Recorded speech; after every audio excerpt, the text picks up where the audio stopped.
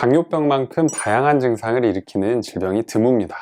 그 누구도 예상하지 못하게 당뇨병이 보내는 위험한 신호가 있습니다. 가족이나 친척 중에 당뇨 환자가 한 분이라도 계신다면 지금부터 잘 들으셔야 합니다. 유전이란 게 정말 무서운 법이거든요. 그런데 우리 집은 당뇨 환자가 없어서 괜찮아 하시는 분들도 계시죠. 20, 30대 젊은 사람들을 조사한 결과 2006년 이후로 꾸준하게 젊은 당뇨 환자가 증가하고 있습니다. 서구화된 식습관이 늘어나며 환경적인 영향이 크게 작용한다는 뜻이거든요. 당뇨는 이제 우리 모두의 이야기입니다. 당뇨병은 피부, 눈, 신장, 발 등 다양한 증상으로 몸속에 SOS 신호를 보내게 됩니다. 그런데 이걸 눈치채지 못하면 생명에 큰 위협이 될 수 있거든요. 오늘은 당뇨가 보내는 위험한 신호 7가지, 당뇨병에 안 좋은 음식들과 당뇨에 좋은 음식들, 그리고 당뇨병 관리 기본 원칙 10가지를 차례대로 알아보겠습니다. 여러분, 당뇨병은 소변으로 포도당이 배출된다고 하여 이름이 붙여진 병이라는 거 들어보셨죠? 정상인의 경우 소변으로 당이 넘치지 않을 정도로 혈당이 조절이 되거든요. 여기에는 췌장에서 분비되는 인슐린이라는 호르몬이 중요한 작용을 합니다. 이러한 인슐린이 모자라거나 제대로 일을 못하는 상태가 되면 혈당이 상승하고 이로 인해서 혈당이 지속적으로 높은 상태가 됩니다. 이러한 상태를 당뇨병이라고 합니다.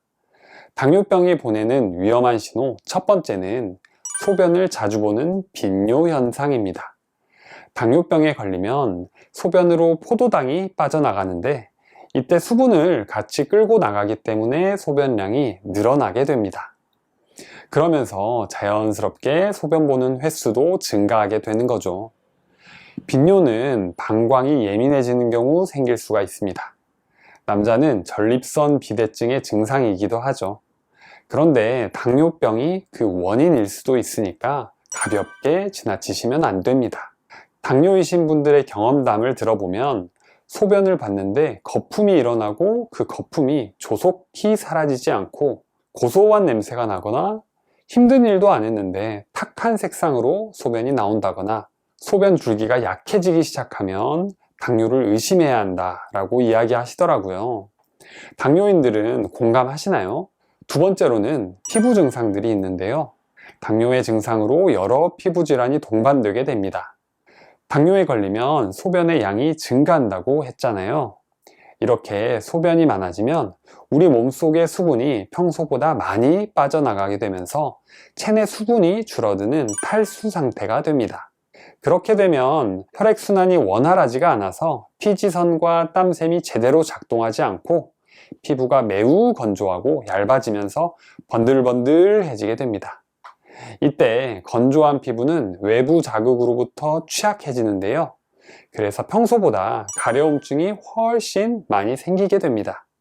이뿐만 아니라 손등, 발등 피부가 단단해지고 울퉁불퉁해지는 피부 경화증이 발생하기도 합니다. 또 당뇨 환자의 40~50%는 팔이나 정강이 쪽에 갈색 또는 붉은색 반점이 나타나기도 하는데요. 이것은 당뇨로 인해 모세혈관의 변화로 생기게 돼서 당뇨병 기간이 길수록 더 잘 나타난다고 합니다. 또 다친 적도 없는 발이나 발가락, 정강이 등에 물집이 생기기도 합니다. 이렇듯 당뇨에 걸리게 되면 피부가 건조해지기 때문에 피부 건강을 위해 보습을 꾸준하게 해주시는 게 필요합니다. 세 번째로는 무좀에 걸리기 쉬워집니다. 당뇨 환자들은 앞서 말씀드린 대로 피부 질환이 동반되는데 이때 피부 감염에 취약해지면서 세균이나 곰팡이가 쉽게 번식하게 됩니다. 특히 겨드랑이나 사타구니처럼 살이 접히고 습기가 많은 부위에 감염으로 인한 모낭염이나 종기가 생기기도 하는데요. 이때 무좀도 증상 중에 하나입니다. 그래서 간혹 발톱에 무좀이 생기시는 분들, 그리고 발톱 무좀 때문에 발톱이 빠져버리는 걸 경험해 보신 분들도 있으실 거예요. 절대로 그냥 지나치시면 안 됩니다. 당뇨병 환자들은 당뇨발이라고 발과 다리의 증상들이 많이 나타나기 때문에 신경 써서 관리해줘야 하는데요. 발톱이 노란색으로 변색이 되거나 검고 두껍게 변하기도 합니다. 또 발톱이 으스러지거나 부서지면 발톱 바닥에 피부와 분리가 되면서 발톱이 빠져버립니다. 발과 발톱에 이렇게 무좀이 있으신 분들은 더 집중해서 들어주세요. 네 번째로는 체중 감소입니다. 우리 현대인들은 건강을 위해 보통 체중 관리를 하는 편이잖아요. 그런데 갑자기 체중이 쭉 빠졌다고 좋아하시면 안 됩니다. 이유 없이 체중이 급격하게 줄어들면 당뇨병을 의심할 수 있는데요. 여러분, 당뇨하면 사실 뚱뚱한 이미지가 떠오르시지 않나요?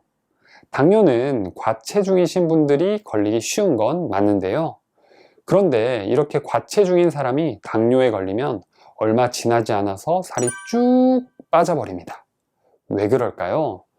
당뇨병이 있으면 인슐린 호르몬이 에너지로 사용할 수 있는 포도당이나 당분을 세포로 보내지 못하게 되거든요. 원래라면 당분을 에너지로 바꿔서 우리 몸이 일을 했는데요. 그 당분이 없어지니까 우리 몸 안에 있는 지방이나 근육을 분해해서 에너지로 사용하게 됩니다.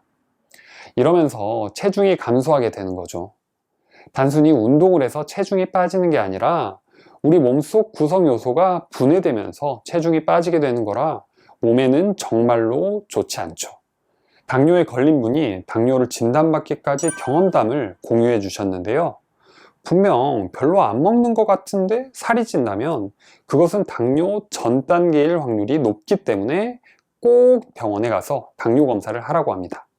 그런데 검사 결과로 당뇨 전 단계인 내당능 장애가 있다고 확인이 되면 일단 무조건 가공식품을 끊으라고 하시더라고요. 공장에서 나온 모든 음식을 끊는다는 각오로 임하셔야 된다고 할 정도였는데요. 그리고 가장 중요한 건 근육 운동과 유산소 운동을 늘리라고 조언해 주셨습니다. 일상적인 운동은 혈당 조절에 도움을 주기 때문에 당뇨병의 합병증을 예방하는 데 도움을 줄 수 있어요. 운동을 하면 인슐린 효과를 증가시키고 근육의 세포 수용체에 대한 민감성을 향상시키기 때문에 혈당을 정상 수준으로 조절하게 되는 거죠. 또 운동은 체중 관리에 도움이 되기 때문에 고혈압, 고지혈증과 같은 당뇨 합병증 예방에 큰 도움이 됩니다. 여기서 식단에 대해 더 조언해 주셨는데요. 현미와 채소를 챙겨 먹으며 식단을 하는 것이 중요하긴 하지만 그것보다 더 중요한 게 있습니다. 바로 가공식품을 끊는 것인데요. 이렇게 가공식품을 끊지 않으면 모든 게 말짱 꽝이라고 합니다. 다섯 번째로는 눈이 침침해지는데요. 당뇨병 수치가 잘 조절되지 않게 되면 당분이 혈관을 손상시키게 돼서 동맥경화가 진행됩니다. 이 동맥경화도 당뇨병처럼 증상이 나타나지 않는 특징이 있는데요. 혈관벽을 막아버리는 동맥경화는 모세혈관에서부터 진행되며 증상이 나타납니다. 몸속에 얇은 혈관인 모세혈관이 있는 곳은 대표적으로 눈입니다. 당뇨병 환자는 지속적인 고혈당으로 인해서 모세혈관에 손상이 생기고 망막 전반에 손상이 생기게 되는데요. 이때 시력이 떨어지거나 눈이 침침해지게 됩니다. 하지만 더 나아가서 실명까지 이어지는데요. 이를 당뇨 망막병증이라고 부릅니다. 이렇게 당뇨와 눈은 아주 밀접하게 연관되어 있기 때문에 당뇨이시거나 당뇨를 관리해야 하시는 분들은 정기적으로 안과를 가시는 걸 꼭 추천드리고, 혹시라도 눈의 흐릿함으로 불편을 겪어보신 분들도 꼭 안과를 가보셔야 합니다. 여섯 번째, 목마름이 자주 느껴집니다. 갈증이 나고 입안이 마르는 증상이 느껴지신다면 당뇨병으로 인한 갈증 증상일 수 있는데요.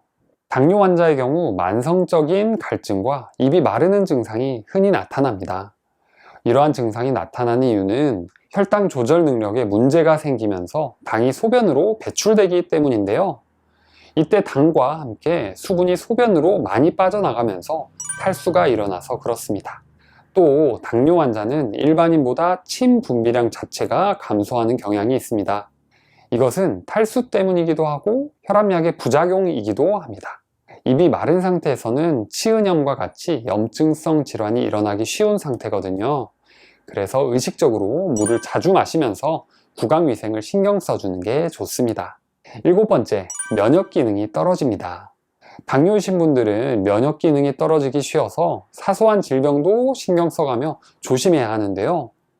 몸속에 고혈당이 유지되면 신체의 스트레스 지수가 높아지고 면역 체계의 백혈구를 포함하여 거의 모든 면역 시스템이 부하를 받게 됩니다. 이게 지속이 되고 시간이 지나면서 내부 장기가 손상이 되고 몸이 급속도로 안 좋아지게 됩니다. 위의 증상들과 더불어서 최근에 컨디션이 떨어진다고 느끼신 분들이라면 한 번쯤 당뇨를 의심해보고 건강검진을 받는 것을 꼭 추천드립니다. 다음으로 당뇨병의 나쁜 음식과 좋은 음식을 알려드릴게요. 첫 번째, 당뇨의 나쁜 음식입니다. 우선 빵, 떡, 면을 피하셔야 하는데요. 세 가지는 모두 밀가루나 탄수화물 덩어리입니다. 여기서는 당지수라는 GI를 잘 아셔야 하는데요. 당지수는 음식물을 섭취했을 때 음식물이 얼마나 빨리 흡수되어 당을 빨리 올리는가에 대한 지표입니다. GI가 55 이하인 음식은 괜찮은 음식이고 GI가 70이 넘어가는 음식은 높은 수치라고 생각하시면 됩니다. 즉, 당을 빨리 올리는 음식이니까 피하셔야 하는 음식인 거죠. 이렇게 GI가 높은 음식들을 드시면 혈당이 빠르게 상승하고 인슐린이 과다하게 분비됩니다. 그럼 인슐린 저항성이 더 나빠지게 되면서 악순환이 되며 당뇨에 더 안 좋은 영향을 주는 거죠. 그렇다면 어떻게 해야 할까요? 악순환을 끊기 위해서는 이 음식을 전혀 먹지 말아야 합니다.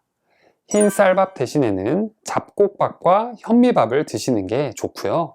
그리고 설탕을 끊어 주셔야 합니다. 믹스커피에 설탕이 많이 들어가죠. 믹스커피보다는 블랙커피로 드시는 게 좋고요. 음료수 종류는 전부 설탕 덩어리이기 때문에 드시면 안 되겠죠. 또 이온 음료나 과자류도 드시면 안 되겠습니다. 만약에 정 과자를 드셔야겠다 싶으시면 고구마 말랭이 같은 것을 활용해서 조금만 섭취하는 것으로 한번 대체해 보세요. 그럼 이런 궁금증이 생기실 거예요. 과일도 당이 많은데 그럼 과일도 먹으면 안 되려나? 여기서 제가 딱 알려드리겠습니다. 손을 이렇게 오므려 보시겠어요? 여기 안에 과일을 넣고 위를 딱 잘라낸 만큼만 드세요. 정말 하루에 주먹 하나만큼만 드시면 크게 문제가 되지 않습니다. 잔뜩 쌓아서 먹는 거 아닙니다. 아시겠죠? 여러분, 당뇨는 뭘 더 먹어야 하는 병이 아니라 덜 먹어야 하는 병이라는 점 꼭 잊지 말아주세요. 자, 그럼 두 번째로 당뇨에 좋은 음식은 어떤 게 있을까요? 당뇨에 좋은 음식을 찾아보면 정말 많이 있겠지만 그 중에서도 가장 좋은 베스트 3를 뽑아서 여러분에게 알려드리겠습니다. 3위는 녹두입니다. 여러분, 녹두는요, 단백질 함유량이 풍부하고 탄수화물 함량이 상대적으로 낮습니다. 그래서 먹었을 때 혈당을 덜 올리게 되고 근육들을 만들어내는데 필요한 단백질 공급원으로 아주 훌륭한 식품입니다. 그래서 당뇨가 있으신 분들, 당뇨를 조심하셔야 하는 분들은 밥을 지으실 때 녹두를 넣어서 드시면 아주 쉽게 드실 수 있으십니다. 다음으로 2위는 버섯입니다. 버섯은 당연히 탄수화물이나 당류 함량이 적고요.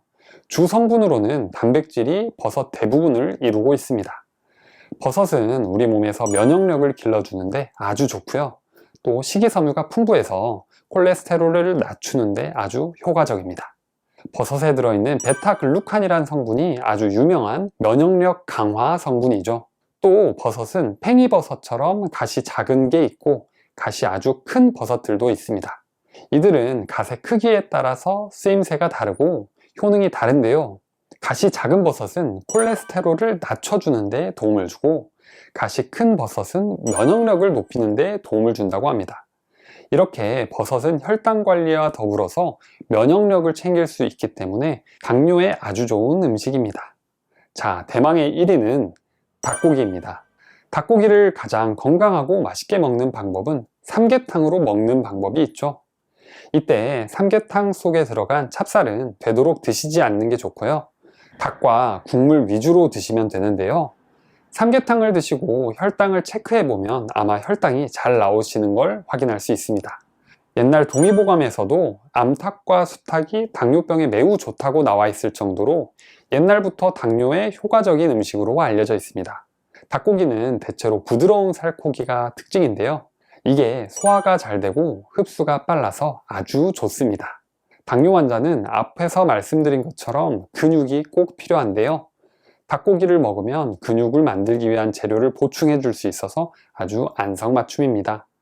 자, 다음으로 당뇨병 관리 기본 원칙 10가지를 알려드릴게요. 첫 번째, 혈당 관리를 꼭 잘 하셔야 합니다. 아까 말씀드렸잖아요. 당뇨병은 더 먹는 게 아니라 덜 먹어야 하는 병입니다. 당뇨에 안 좋은 음식을 드시지 않는 것만으로도 혈당 관리에 큰 도움이 됩니다. 자, 두 번째, 고혈압 관리를 잘 하셔야 합니다. 당뇨 환자의 혈관은 높은 혈당으로 인해 다른 사람들보다 손상받기가 쉬워서 고혈압 등 혈관계 질환이 생길 위험이 크거든요. 그렇기 때문에 혈압 관리를 꼭 잘 하셔야 합니다. 세 번째, 식단을 꼭 지키셔야 합니다. 당뇨 환자들은 꼭 건강식으로 챙겨 드셔야 합니다. 영상 초반에 체중 감소 이야기 해드릴 때 당뇨 경험담에 나오는 이야기 풀어드렸잖아요. 공장에서 나오는 음식은 모두 단칼에 끊는다고 생각하셔야 합니다. 그렇지 않으면 악순환에서 빠져나올 수 없으니까 꼭 명심하세요. 네 번째, 근육 운동과 유산소 운동을 하셔야 합니다. 운동을 하시는 것만으로도 혈당 조절에 도움을 주고 면역력이 높아지기 때문에 당뇨병 환자분들에게는 정말로 필수적인 활동입니다. 다섯 번째, 적정 체중을 유지합니다. 체중은 당뇨병과 많은 연관이 있습니다. 특히 비만은 인슐린 저항성을 키워서 혈당 조절 능력을 떨어뜨리게 돼서 당뇨병의 큰 적입니다. 표준 체중에서 플러스 마이너스 10% 이내에 머무르도록 노력하셔야 합니다. 여섯 번째, 당뇨약을 잘 챙깁니다. 식단과 운동만으로 혈당이 잘 관리되지 않을 때는 약을 이용해서 꼭 혈당 관리를 하셔야 하는데요. 간혹 약이 몸에 독해서 안 좋다는 생각을 하시는 분 계실 텐데요. 필요할 때는 약을 꼭 잘 챙겨 드시는 게 우리 건강을 유지하는 데 지름길입니다. 일곱 번째, 정기검진을 잘 받는다. 당뇨병은 만성질환이라 일상에서 꾸준하게 관리해 주셔야 하잖아요. 주기적으로 병원에 가셔서 검진을 통해 합병증 발생 여부도 확인하셔야 하고 다른 이상 유무가 없는지 꼭 확인하시며 관리해 주셔야 합니다. 여덟 번째, 저혈당에 주의한다. 당뇨병 환자는 혈당을 내리기 위해 노력을 많이 하시잖아요. 식단뿐만 아니라 운동까지 열심히 하실 텐데요. 그런데 혈당이 지나치게 내려가는 것도 문제가 됩니다. 혈당이 일정 수준 이하로 내려가면 저혈당 증상이 나타나서 오히려 또 몸에 안 좋기 때문에 혈당을 낮추는 데만 신경을 쓰시는 게 아니라 정상 혈당 범위로 유지하는 게 가장 중요합니다. 아홉 번째, 스트레스를 잘 관리합니다. 여러분, 스트레스만으로도 혈당이 오르내릴 수 있다는 거 아셨나요? 스트레스를 받는 건 혈당 조절에 해가 되고 멀리 봤을 때 당뇨 관리를 힘들게 하는 요인이 됩니다.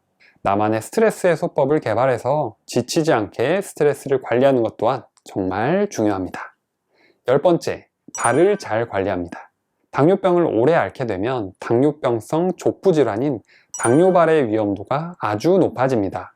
티눈, 무좀, 발톱 무좀 등 발에 문제가 생겼을 경우에 빨리 발견하고 치료해서 궤양으로 발전하지 않게 꼭 조심하셔야 합니다.